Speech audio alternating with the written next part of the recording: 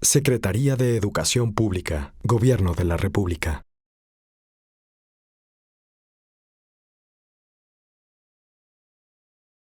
Yo haría mis comentarios sobre cuatro temas específicos que serían mis conclusiones de los resultados y de lo que hoy nos ha presentado el doctor Bakov y el INE. En primer lugar, destacar que México está por encima del promedio de los resultados de los países de América Latina, que son los países con los que tenemos un nivel de desarrollo comparativo similar. México está por encima de ese promedio y de hecho se encuentra con los mejores resultados de América Latina, solamente después de Uruguay y Chile. Y que dentro de América Latina presenta las brechas más bajas de resultados entre estudiantes que tienen un origen socioeconómico alto y quienes lo tienen bajo, lo cual es una buena noticia, es decir, para niveles latinoamericanos,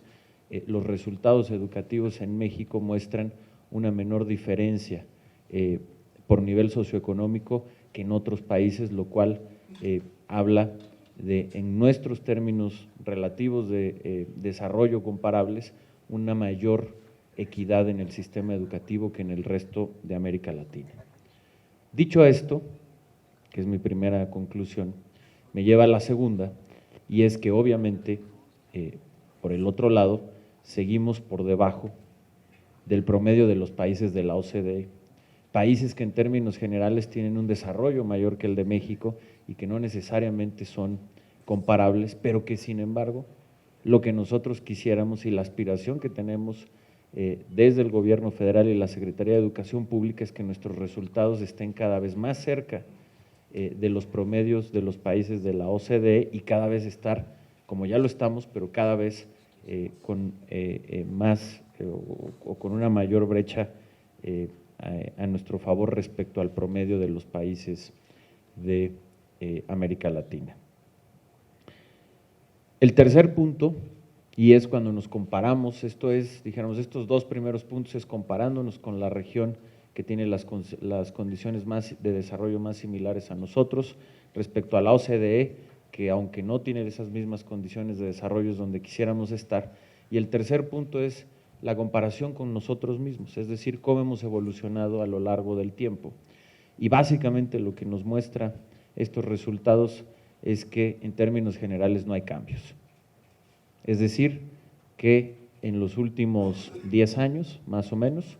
prácticamente no hemos visto mejoras significativas en los resultados. Sí, y esto hay que destacarlo, sí lo hay en el caso de matemáticas, en donde hay una mejora que sí es significativa y hay que apuntarlo y eso es importante,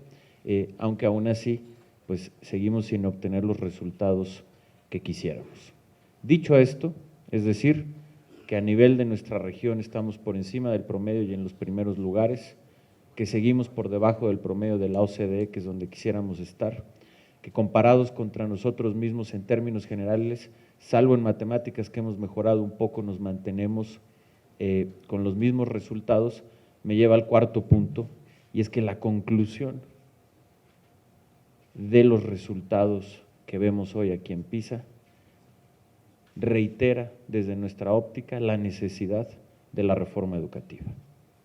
y que la reforma educativa nos da los instrumentos y la agenda que necesitamos para poder mejorar la calidad de la educación y estos resultados. Al final del día, estos resultados en gran medida reflejan las condiciones de nuestro país y de nuestro sistema educativo. Un sistema educativo que en el siglo XX tuvo muchos éxitos, entre ellos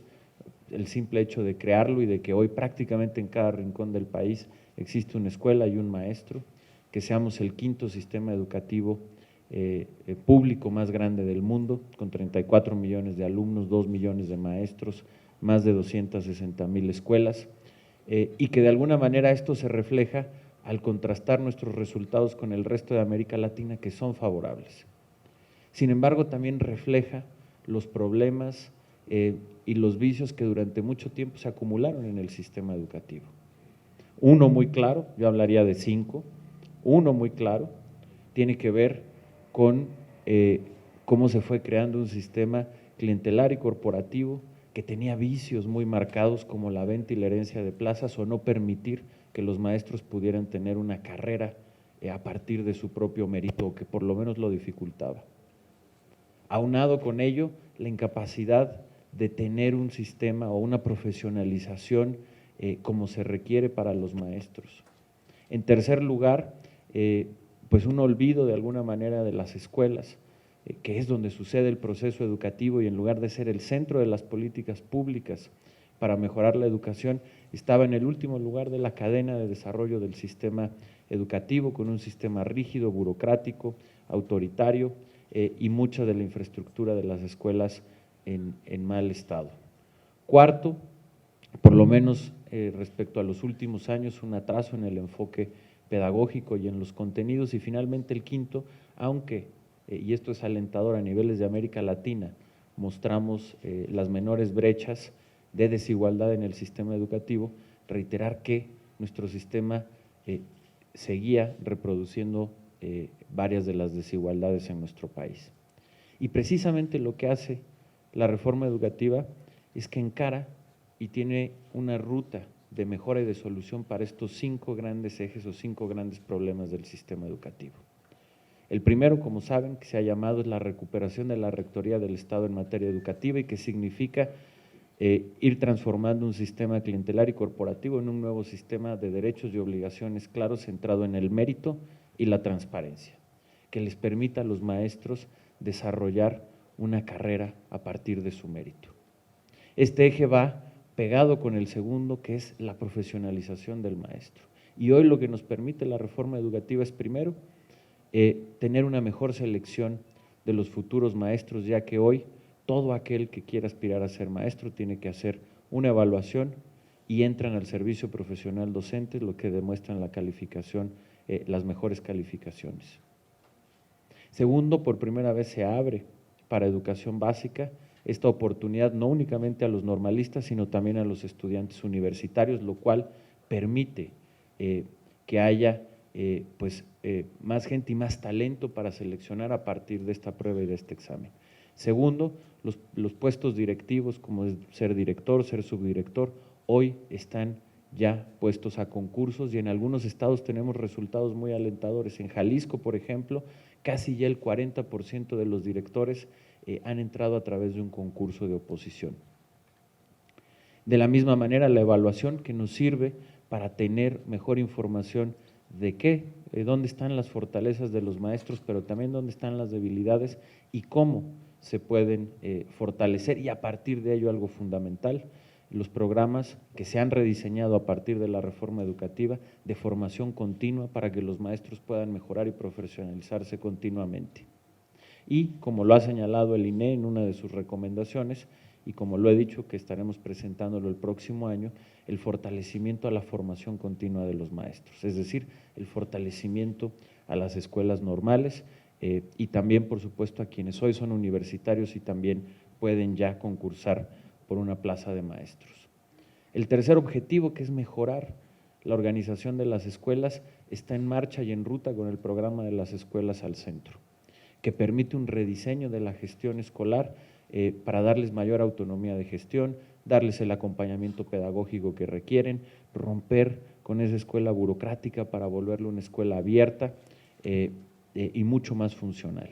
En el tema de la infraestructura está el programa de Escuelas al 100, en donde estamos invirtiendo 50,000 millones de pesos adicionales, es decir, 2.5 billones de dólares adicionales para arreglar 33,000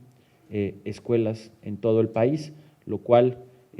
pues nos permitirá dar un avance muy significativo en términos de mejorar los espacios donde se estudia, que también es muy importante para mejorar la calidad. El cuarto tiene que ver con el nuevo enfoque pedagógico, ustedes lo saben, se ha presentado una primera propuesta del modelo educativo con diversas mesas y paneles de discusión en donde han permitido enriquecer este ejercicio para que en enero presentemos el modelo definitivo, en donde básicamente lo que se busca es romper con un modelo pedagógico que ha privilegiado la memorización y la acumulación de conocimiento para sustituirlo por uno nuevo en donde los niños aprendan a aprender, aprendan a razonar, aprendan a discernir etcétera, etcétera, y se incluyan dentro del currículo, por ejemplo, innovaciones como las habilidades socioemocionales, que son muy importantes. Y finalmente el quinto, que tiene que ver, como también lo estaremos presentando junto con el modelo el próximo año y después de manera más específica, una estrategia especial de inclusión y equidad que nos permita iniciar la ruptura de los principales nudos de desigualdad dentro del sistema educativo. Finalmente, para concluir, pues reiterar estas conclusiones y lo hago de manera muy breve. Primero, que nos encontramos por encima del promedio y en los niveles más altos de América Latina, es decir, de la zona donde nos podemos comparar y donde hay condiciones de desarrollo similar. Segundo, seguimos estando muy por debajo del promedio de la OCDE, que si bien son países con mayor desarrollo es donde quisiéramos estar. Tercero, que nuestra evolución histórica está en términos relativos estática, salvo en matemáticas, que sí hemos subido algunos puntos, lo cual es alentador. Y el cuarto, que todos estos resultados nos llevan a la conclusión de que lo que necesitamos es profundizar la reforma educativa y que la reforma educativa nos da los ejes para atender las deficiencias de nuestro sistema educativo que se enmarcan en este informe. Muchas gracias. El tiempo de los resultados de la reforma educativa es complicado poder decir exactamente una fecha. Yo te diría que en términos del proceso, pues ya se están viendo resultados importantes de la reforma educativa. Ahora, ¿cuándo la reforma se va a reflejar en una mejora significativa en la calidad de la educación que se refleje en estas pruebas, como la prueba PISA? Te reitero, es difícil saberlo, pero hay que decirlo claro, va a tomar tiempo. Si tomamos como ejemplo la evolución que han tenido otros países que han hecho reformas educativas similares y el tiempo que han tardado en tener resultados, estamos hablando de procesos de maduración más o menos de una década.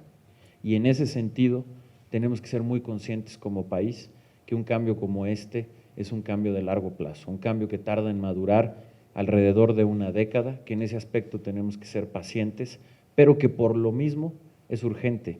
porque cada día que nos tardamos, pues es un día que nos tardamos más en un periodo de tiempo, largo. Así es que más o menos es lo que yo te diría. Y finalmente, en el tercer tema, me parece que obviamente, a ver, y creo que es la respuesta a tu pregunta es obvia.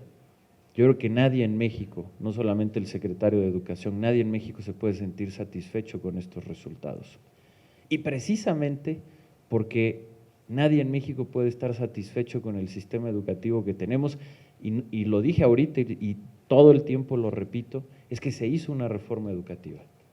Si tuviéramos resultados satisfactorios en educación en México, no hubiera sido necesario una reforma educativa. No sería necesario estar haciendo los cambios y las transformaciones que se están haciendo, ni hubiera sido necesario entrar al desgaste que inevitablemente tiene estructurar una reforma de esta profundidad porque toca muchos intereses. Entonces me parece que la respuesta es obvia. Por supuesto que no nos sentimos satisfechos, pero lo importante es que no nada más decimos no nos sentimos satisfechos y nos sentamos cruzados de brazos, decimos no nos sentimos satisfechos y hay una reforma que, como ha dicho el presidente, es la más importante de su sexenio, es una reforma profunda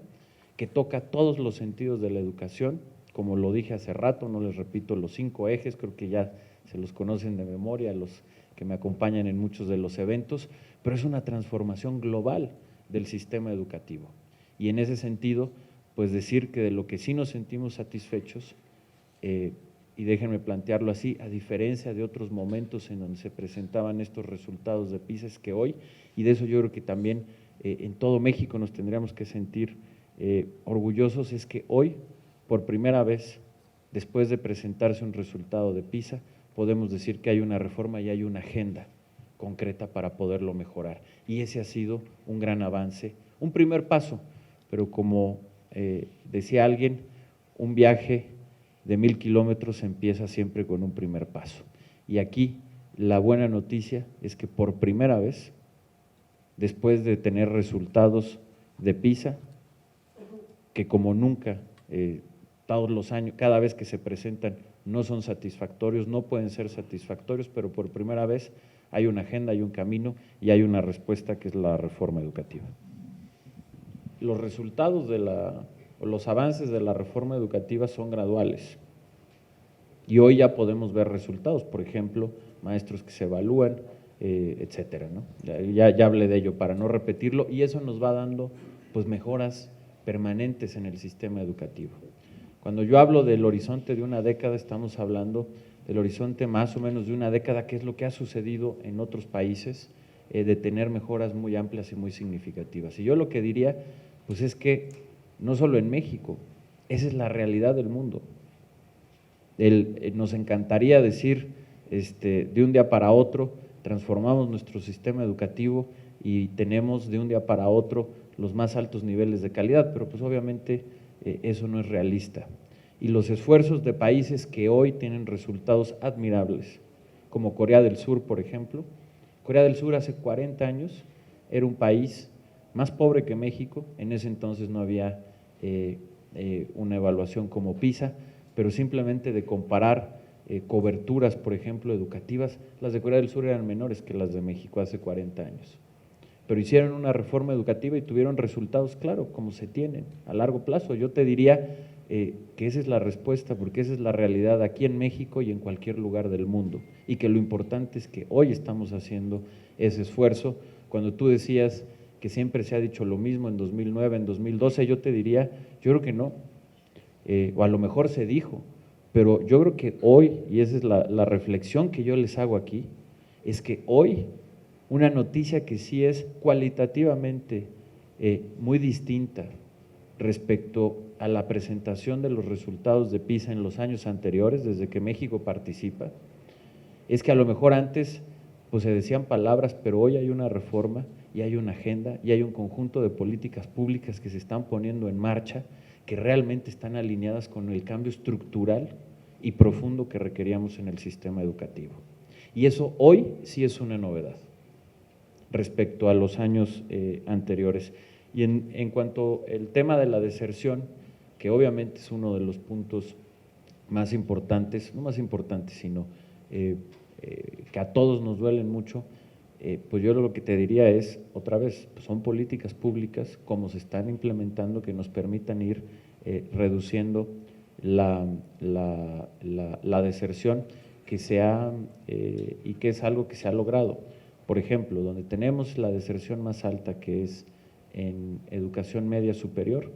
en lo que va de este gobierno se ha pasado de un 15% de deserción a un 12% de deserción, es decir, 3% de reducción. Tenemos que acelerar el paso, pero ¿cuál es la buena noticia aquí? Que se está reduciendo, es decir, que la fórmula actual de poder concentrar más becas en quienes más lo necesitan y vincular de mejor manera a la educación media superior al mercado laboral para que sea algo que a los jóvenes les haga sentido, si bien no tiene todavía los resultados que queremos, nos está dando buenos resultados porque va en descenso la deserción. Lo mismo en el caso de secundaria, que si no me falla la memoria, y si te doy mal el dato, lo corregimos de inmediato. Aquí está el subsecretario Togranados, le pido que lo cheque, pero si no me falla la memoria, en secundaria la deserción ha pasado del 5 al 3%, lo cual también nos habla de una reducción, y creo que es ahí donde nos tenemos que concentrar. Para concluir, simplemente decir, nos falta, pero la buena noticia es que se está reduciendo y quiere decir que lo que estamos haciendo va por buen camino, hay que acelerarlo. Creo profundamente en la reforma educativa, creo profundamente en la necesidad de que México mantenga las políticas públicas de la reforma educativa en las próximas décadas, porque efectivamente es un cambio de largo plazo y esperamos que eso se pueda cumplir. Sí te diría, porque me lo han preguntado muchas veces, no hay maneras mágicas de blindar una reforma educativa. La política educativa del país, como muchas otras políticas, es y está sujeta a los procesos democráticos, está sujeta a las elecciones, y en ese sentido me parece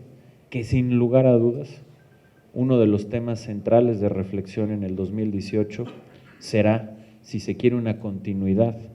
en materia de política educativa y continuar la reforma educativa o no, como ha habido ya quien lo ha propuesto, y sin duda será una de las grandes preguntas y de las reflexiones que tendremos que aquilatar y que debemos de tomar como decisión los mexicanos en el 2018, si queremos una continuidad en las políticas de esta reforma educativa o no, y cuáles son las consecuencias de ambas decisiones. Muchas gracias. Secretaría de Educación Pública, Gobierno de la República.